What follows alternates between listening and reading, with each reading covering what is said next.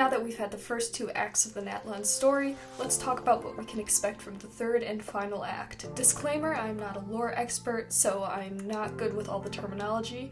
My goal in this video is to discuss and analyze the how of the story rather than the what. Of course, these are intertwined. Specifically, however, I like to use the emotional narrative behind the story to make predictions. But before that, let me take a second to let you know about my Twitch channel. It exists. My second is up, but do consider joining us. I'd say that we have a pretty good time. On to the story.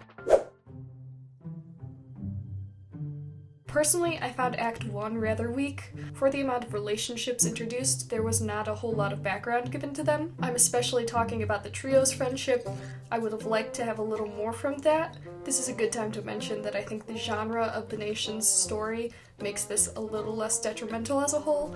Whereas Fontaine was more of a drama, Natlan's story follows an action story's narrative, so I'll give it a bit of a break. Still, I felt that the dedication to helping Kachina felt unrealistic. As per usual in Genshin quests, the lock-in which forces the traveler to act and help the people of the nation felt forced. It didn't help that I thought Kachina was a bit annoying. Not that I wasn't sympathetic to her plight. I get crying all the time, but being that she is so young and has plenty of time to make it into the Night Wars theoretically, this made it seem less tragic. I felt that the fact that she is a name bearer just wasn't enough pressure to make the stakes high enough. Like Kachina, a lot of the characters did feel poorly developed in the first act, which was my biggest issue. Mualani, while having some screen time to develop, felt lackluster to me because she did kind of feel like a copy and paste of a lot of other characters. As entertaining as Ahau and Kanich were to me, there was a real lack of characterization of each outside of their antagonizing each other. There were just a lot of characters and not a lot of development, so it was difficult to become attached. So a lot of the exposition felt a bit dull to me. But what this act did well was the action. I wish the gameplay was a tad harder during this act, but it did manage to embody the action genre pretty well.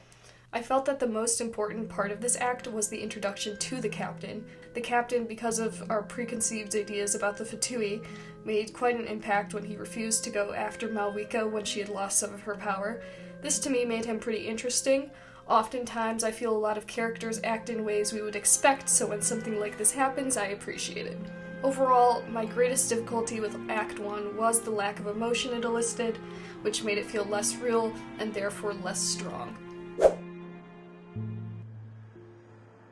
Act 2, I think, had a much stronger start and finish.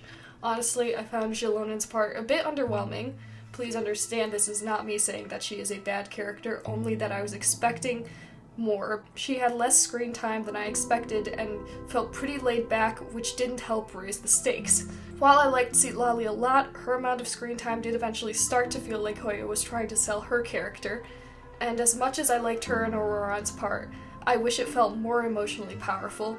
I've tried to identify why the story of her raising him was so underwhelming to me. After weeks of considering this, all I can come up with is the speed of how quickly it was told, and the fact that we saw it from an external point of view. Still, she was funny enough for me not to suffer through her dialogue, so that's a success. Something I found interesting about this act is that they tried to do a POV swapping thing that they do a lot in the Star Rail quests, which I feel like has been very successful in those. They had the scene where we controlled Chasca and Quichi, but this felt like such a sad excuse for gameplay that it was hardly a step above just having what happened told to us. There wasn't really any added tension in this method of storytelling because there was hardly a way for this to fail. I think overall more POV changes would have been helpful, especially if they cut off at the right time. This could be very helpful in making the stakes feel raised. They kinda did this with Auroran's POV and seeing his memories, but having them cut up more could have been interesting. Again, much of the character development felt less unique or powerful than I would have liked in this act, but I'll give it a pass because the whole battle part was really nicely done. The one thing that irked me, however, was how excited everyone was when the battle ended. It felt very unrealistic, the fact that everyone had just experienced a fight for their lives and nation, and the mood changed so significantly, so quickly. It felt a bit too positive too fast, but other than that, I think the war part was really interesting. Not only did the mood for most of it feel very dark, but the gameplay was fun. I enjoyed how fast-paced it was and how dire the situation was made to seem. The gameplay may have been a bit easy, but I understand that all players need to be able to beat it, and it was still fun to blast through waves of enemies. It all felt very intense and fast until the whole cast got into their little Discord call. It took me out of the story a lot because the mood didn't quite fit, and also it was pretty fucked up that Paimon made Mavuika mute a How. Still, this act was pretty intense, and theoretically we shouldn't have even reached the greatest obstacle in the story yet. So what should we expect from the final act of Natlan? Well, there are a few things that I think would allow the story to live up to or exceed what it has already done. The first option is that it leans into the emotional subplot in continuance from Sequence 5. That would be the relationship between Capitano and Mavuika. The pros of focusing on this is that Hoyo won't have to come up with a battle that is more intense than what we already got. This is also partially to be expected, because as I mentioned in my Fontaine discussion, this would be another good way to emphasize how the Fatui are not our enemy, which has been suggested for a while now. The Fatui continue to show up and play a role in Sequence 5 of these stories, so I feel there's something to this. I believe they'll continue to play a very important role to the emotional core of the story. Because the Traveler's relationship with Mavuika isn't strong or very historic, including Capitano in their final journey to settle Mavuika's death deal with Renova would make this more powerful, hopefully. However, the emotional stakes have not been executed all that strongly thus far, so it would take a bit to lay this out and make sure the foundation for this kind of focus is ready. The other option that I think is likely is complicating what we already know.